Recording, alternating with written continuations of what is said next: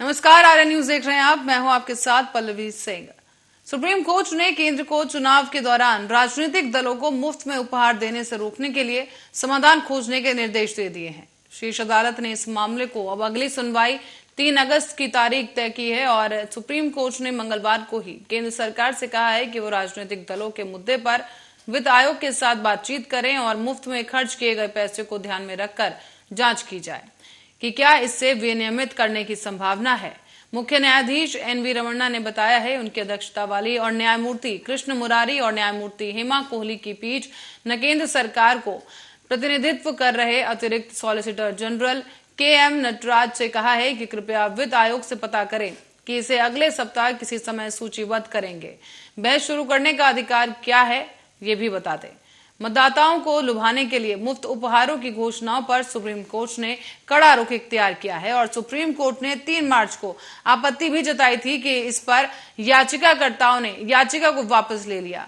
अब supreme court ने भले ही इस नई याचिका पर विचार करने से इनकार कर दिया था, लेकिन राजनीतिक दलों के द्वारा मुफ्त घोषणाओं का मामला उसके समक्ष पहले ही लंबित था।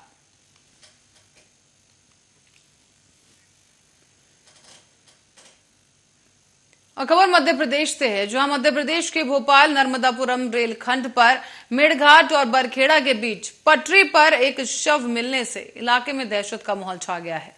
ये शव कट्टरपंथी का शिकार हुए जाने की तरफ इशारा कर रहा है। दरअसल आपको बता दें कि ओरिएंटल कॉलेज के बीटेक के छात्र निशांक का ये शव है और साथ ही सड़क किनारे से उसका स्कूटर और मोबाइल पुलिस ने बरामद किया है।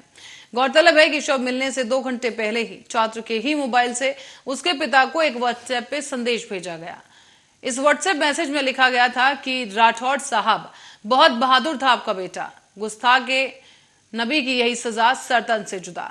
इस पूरे मामले की जांच के लिए अब रायसेन जिला पुलिस की 4 टीमों को लगाया गया। हालांकि छात्र का पोस्टमार्टम एम्स में करवाया गया है और पोस्टमार्टम रिपोर्ट में उसकी मौत का कारण ट्रेन से कटना बताया जा रहा है। फिलहाल पुलिस इस पूरे मामले की गंभीरता से जांच कर रही है।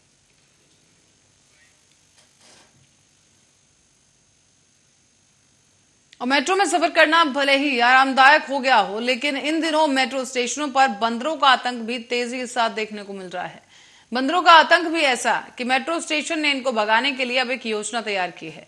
बंदरों से मेट्रो के यात्रियों की सुरक्षा करने के लिए चुनिंदा स्टेशनों पर गार्ड तैनात किए जा रहे हैं और पटेल चौक और चांदनी चौक समेत कई स्टेशनों पर बंदरों की ज्यादा संख्या को देखते हुए यात्रियों के बचाव के लिए ये गार्ड मुस्तैद किए गए। बताया जा रहा है कि पिछले साल जून में भी मेट्रो की ब्लू लाइन पर बंदर के प्रवेश करने के बाद कई स्टेशनों पर लगे पोस्टरों में बचाव के लिए एहतियाती निर्देश दिए गए और इस घटना के बाद दिल्ली मेट्रो ने एक मानक प्रचलित किया है और एक संचालक प्रक्रिया भी जारी की है ताकि यात्रियों को सुरक्षित सफर दिया जा सके। और इसी बीच आपको बता दें कि पटेल चौक मेट्रो स्टेशन के बाहर बंदरों का झुंड भी देखा गया है। बंदरों ने आसपास से गुजरने वाले लोगों से खाने का सामान छीना, जबकि शाम को मेट्रो परिसर में यात्रियों के साथ साथ बंदरों की संख्या भी बढ़ने लगी। कुछ ही देर बाद एक बंदर मेट्रो स्टेशन की सीढ़ियों तक आ पहुंचा। गार्ड की जैसे ही नजर पड़ी तो तत्काल उसे वहां से हटाया गया है।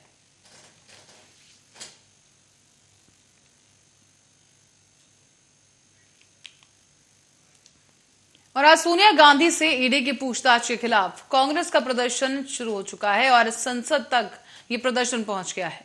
बताया जा रहा है कि कांग्रेस ने पहले भी लोकसभा में हंगामा किया, जिसके चलते लोकसभा की कार्रवाई सुबह 11 बजे शुरू होते ही स्थगित हो गई और इसके बाद अब लोकसभा और राज्यसभा में सभी कांग्रेस सांसद संसद की जो गांधी प्रतिमा पर इकट्ठा हुए और जोरदार ढंग से ईडी की दादागिरी के खिलाफ प्रदर्शन किया गया।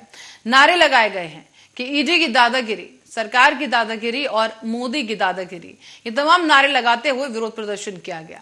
लोकतंत्र की हत्या बंद करोगे भी नारे लगाए गए इस दौरान। और संसद परिसर में गांधी प्रतिमा पर चल रहे कांग्रेस के प्रदर्शन में कुछ ही देर बाद कांग्रेस उपाध्यक्ष राहुल गांधी भी शामिल हो गए।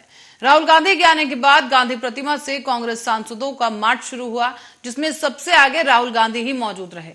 राहुल गांधी के आगे एक पोस्टर भी था जिसमें लिखा था कि स्टॉप मिसयूज ऑफ ईडी, यानी कि संसद परिसर की गांधी प्रतिमा के सामने कांग्रेस से निलंबित मणिकम टैगोर समेत 4 सांसदों ने भी इस दौरान अपने निलंबन के खिलाफ प्रदर्शन किया है और साथ ही साथ प्रदर्शन के दौरान इन सांसदों ने लोकसभा के उस नोटिस को भी फाड़कर हवा में उछाल दिया जिसमें उनके ऊपर सदन में आने से संबंधित प्रतिबंध लगाए गए।